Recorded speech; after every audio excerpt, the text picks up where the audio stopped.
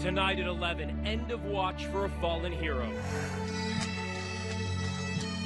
A somber salute in a city stricken by grief after tragedy strikes twice, killing a brother in blue and an innocent woman inside her own home. On this night and always. The Commonwealth now coming together to stand with Weymouth.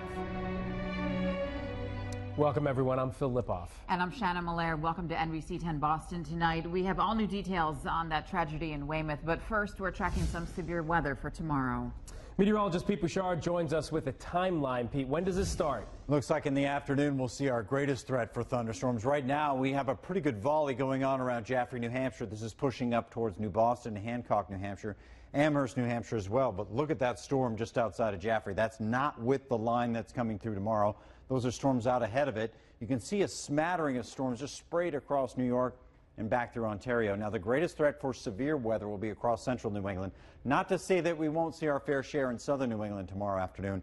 The big threat here would be the flash flooding with these storms. We are just loaded with a lot of moisture in the atmosphere right now. Temperatures in the mid and upper 70s. So there might be a random storm as early as 11 to noon time. We'll be warm in the lower 80s. These storms not with that line between 3 and 5 o'clock area wide, so from west to north and south, looks like in that time frame, right during the commute, we'll have our greatest chance. We'll go over that, the timeline, the temperatures, and when the dry air returns in a minute.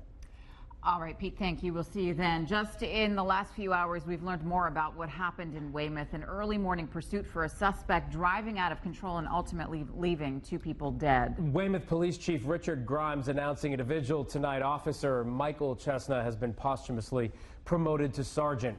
Chesna was shot and killed in the line of duty yesterday. Also tonight, the DA telling NBC10 Boston the suspect intentionally shot and killed a second victim, 77-year-old Vera Adams. She was inside her sunroom when she heard the commotion, looked outside, and was shot and killed. The suspect using Sergeant Chesna's gun for both killings. Traffic coming to a standstill today as drivers stopped, some even getting out of their cars, to watch the procession for Sergeant Michael Chesna. Today marking his 6-year anniversary with the force. A sea of blue lined the streets, saluting his casket draped in an American flag, as officers followed behind his body in a procession to that funeral home.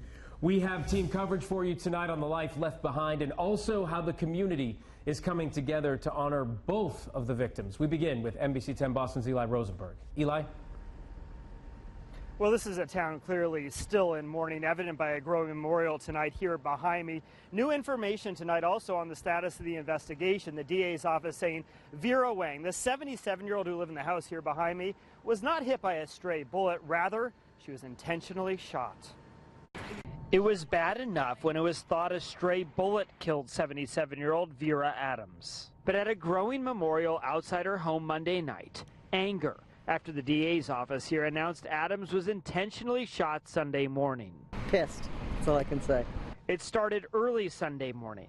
Newly released court records stating 20-year-old Emmanuel Lopes, pictured here, was driving his girlfriend's mother's BMW when he hit a parked car, apologized to the car's owner, and took off running. Sergeant Michael Chesna, responding to that crash, saw Lopes vandalizing a home and approached him. Those court records stating Lopes threw a rock at Chesna, hitting him in the head. Then these records say Lopes picked up Chesna's gun, shooting him around 10 times. Really lousy 24 hours. Weymouth's mayor still rocked by Chesna's death Monday night. This is just deliberate mayhem and, pure evil. That mayhem continuing around the corner from where Chesna was shot. 3 shots fired into Adams' home. The DA's office saying Monday night, Lopes saw Adams looking through her window and fired those shots into the house, hitting the 77-year-old in the chest. I don't know how people are going to react to that. Make you mad? Yeah, it made me mad anyways. Lopes was eventually detained after he was shot in the leg. Court records stating when he was arrested, he still had Chesna's gun. The gun was out of ammunition. I would have been next, if I was out there. Now, as for Lopes, the suspect in all of this, he was set to be arraigned today, but the DA's office telling us he was not medically cleared. That arraignment could happen as early as tomorrow. Live in Weymouth, Eli Rosenberg, NBC10 Boston. Eli, thank you. Now let's get to the suspect, 20-year-old Emmanuel Lopes, in the hospital tonight awaiting his arraignment. We are learning this is not his first run-in with the law. According to court documents, police were called to a home last September after Lopes apparently threw a rock at it after being asked to leave. Less than a month later, he was arrested for distributing cocaine to minors. His own mother telling NBC10 Boston she has an active restraining order against him, her son, that is, who suffers from mental health issues his entire life. Oh, Phil, Sergeant Chesna's shift was midnight to 8 a.m., which means when he responded to that call early Sunday morning, his day was just minutes from being over. Radio transmissions paint a terrifying picture of the end of his shift. Officer down. We need more help here. He has a weapon.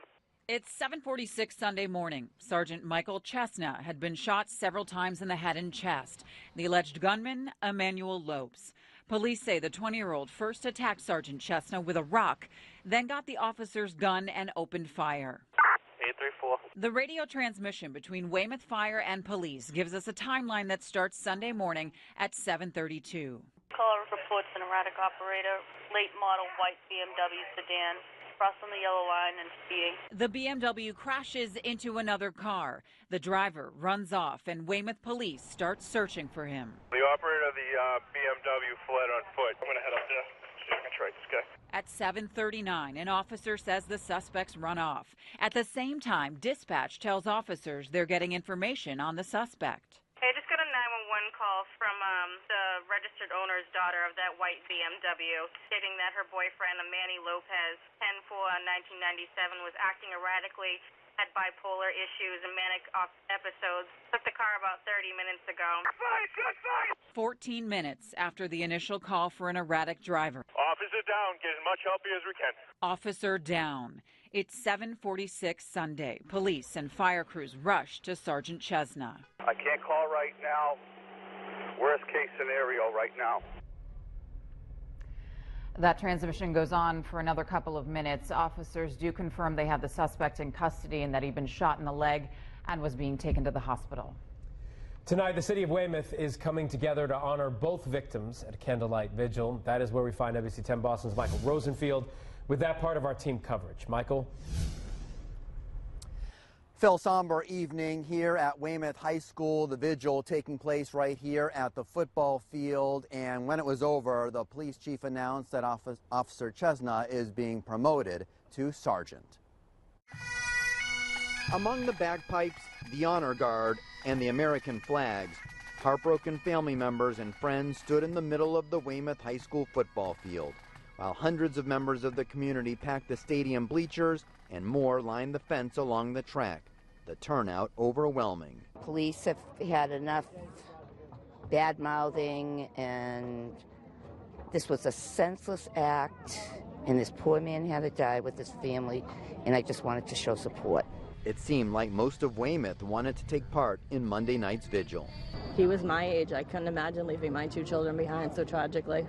The vigil held to honor Weymouth Police Sergeant Michael Chesna, who was shot in the line of duty. His parents thanking the crowd for all of the support they've received. My son would be so proud, and I have never been prouder to be from Weymouth. Thank you. The solemn ceremony paying tribute to Vera Adams as well, who was also shot and killed as she looked out her window. Poor woman sitting in her own home and now just gone.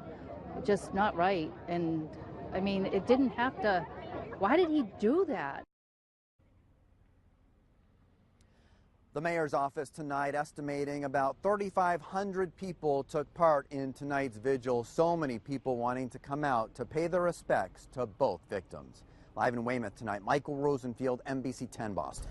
Yeah, Michael, and as you just pointed out, the support we are seeing from the community tonight is really a beautiful thing. State troopers, firehouses, local businesses, all of them lowering their flags today in honor of Sergeant Chesna.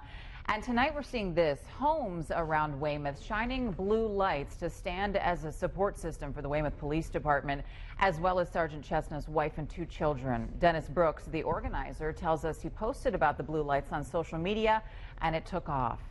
I saw the tragic news happen, and I just wanted to show law enforcement that the whole town cares, the South Shore cares.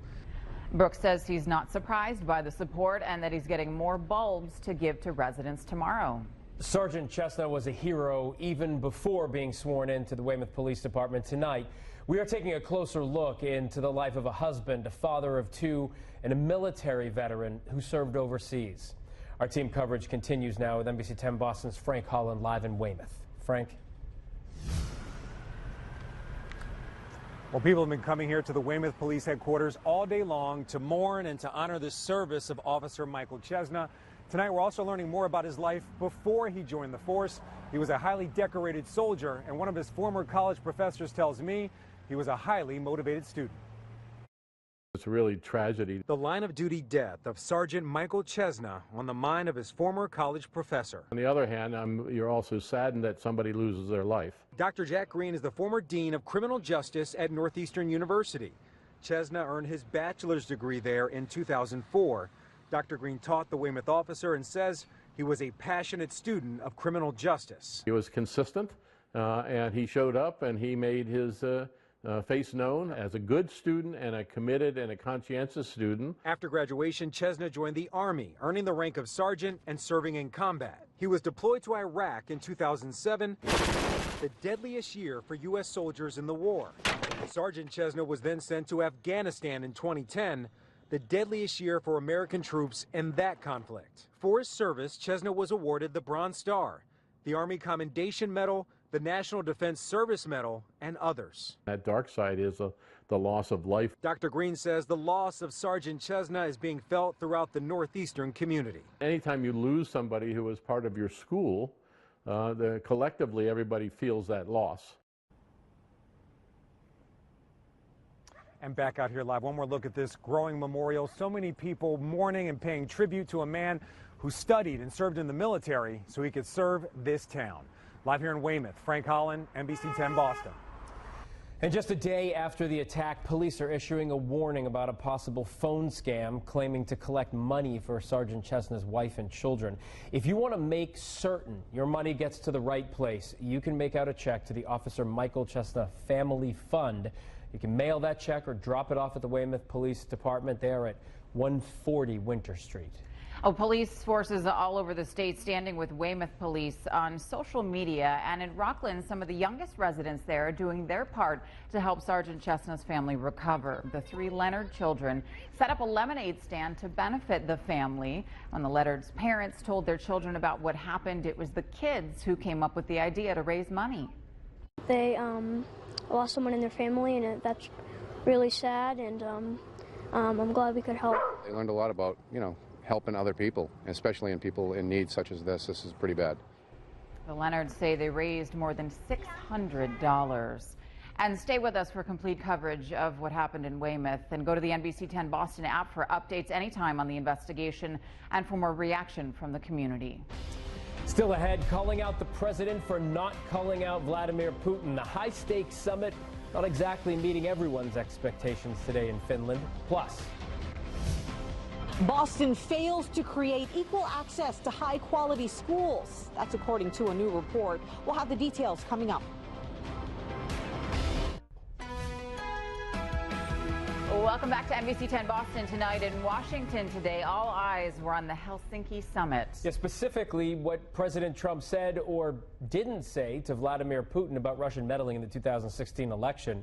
For more, let's bring in NBC10 Boston's Chris Emma, who joins us live here in the studio. Chris. Phil and Shannon, President Trump on his way home after a week-long European tour ending with a summit with Vladimir Putin. President Trump says it was a success. Others at home, they disagree. President Trump and Russian President Vladimir Putin meeting in Helsinki. The two presidents met for more than 2 hours together with only translators. Direct, open, deeply productive dialogue. The president under fire today for still refusing to blame the Russians for meddling in the 2016 presidential election, despite documented evidence from multiple U.S. intelligence agencies. They think it's Russia.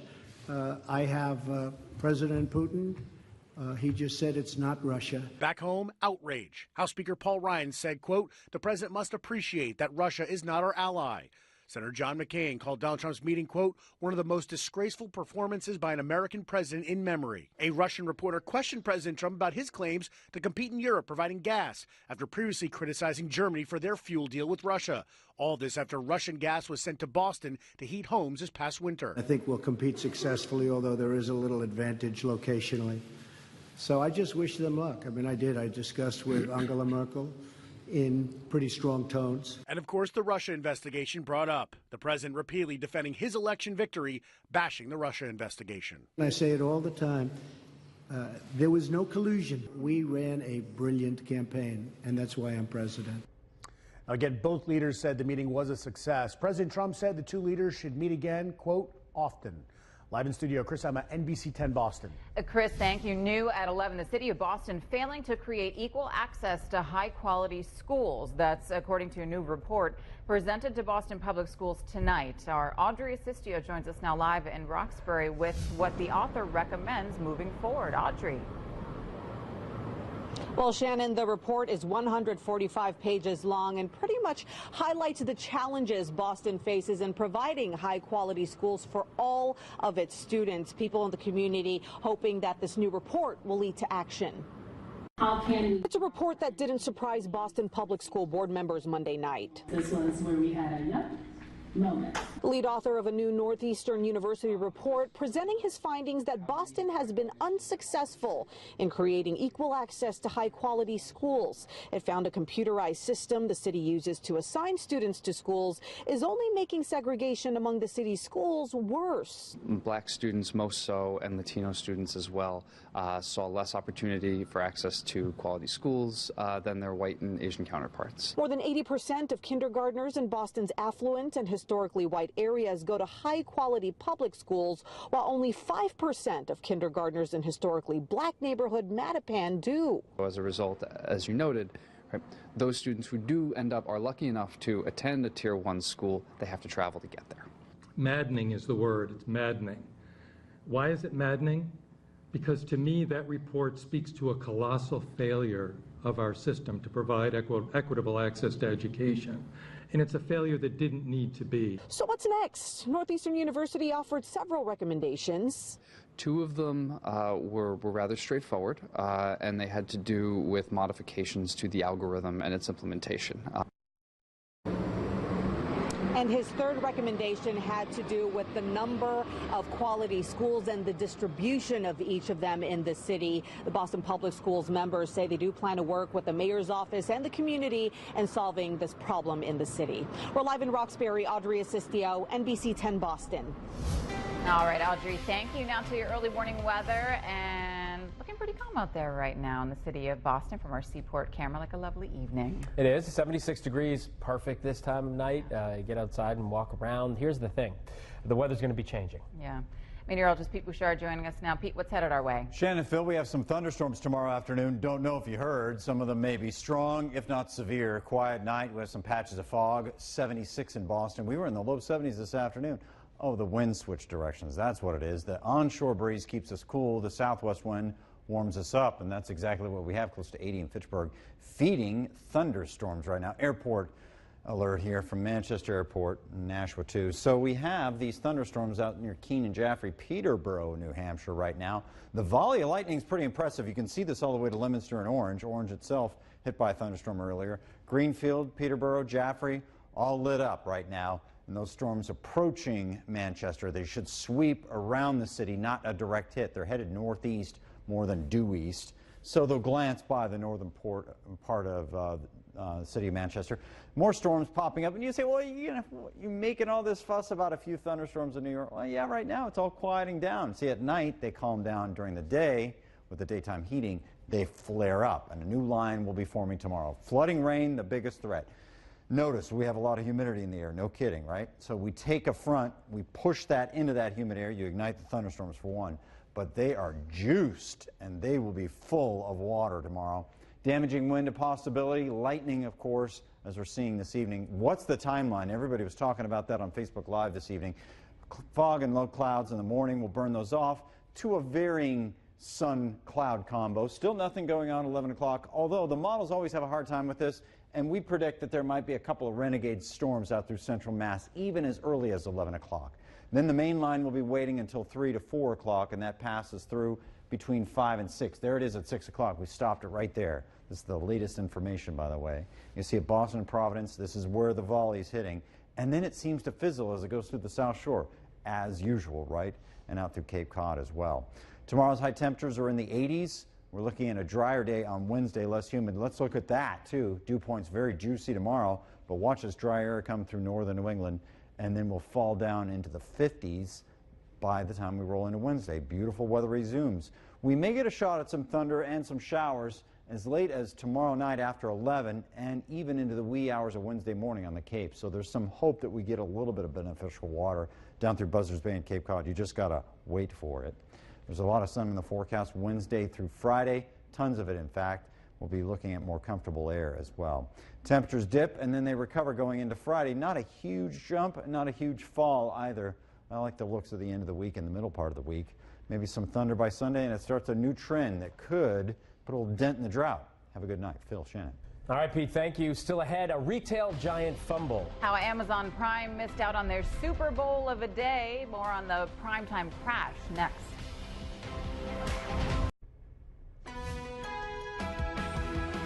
But welcome back. It looks like Amazon wasn't quite primed for one of the biggest shopping days of the year. See what I did there? Amazon's website crashed just minutes. Pete just got it too. Into its 36 hours of discounts for Amazon Prime Day. Instead of deals, users saw error messages. The company says they're working now to resolve the issue. Don't forget, NBC10 Boston, NECN, and Telemundo Boston all teaming up with Big Brother, Big Sister to collect school supplies for students and teachers. You can drop off supplies to us and the NBC10 Boston Weather Warrior this week. On Wednesday, we'll be out on Essex Street in Lawrence. Then on July 25th, we're headed down to Ocean Boulevard at Hampton Beach State Park. For more information on how you can donate, just head to NBC10Boston.com/supporting our schools. All right, Shannon, now for a check on sports with Kevin Walsh. Home run derby at the All-Star game. Any good? It was really good. Not just for the long ball and everything. Kind of the backstory. Bryce Harper's dad pitching, hometown boy. That was cool. All the drama. Big lefty taking a swing at it. Red, white, and blue, too. And the walk-off. Tell you all about it coming up in sports.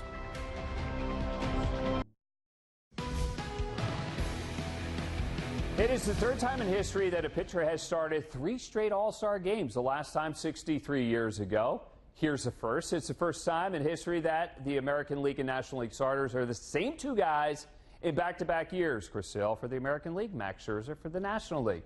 So that's the historical value of the stuff going way back in the time machine. But we remember best what happened last, and lately Chris Sale has been crushing it.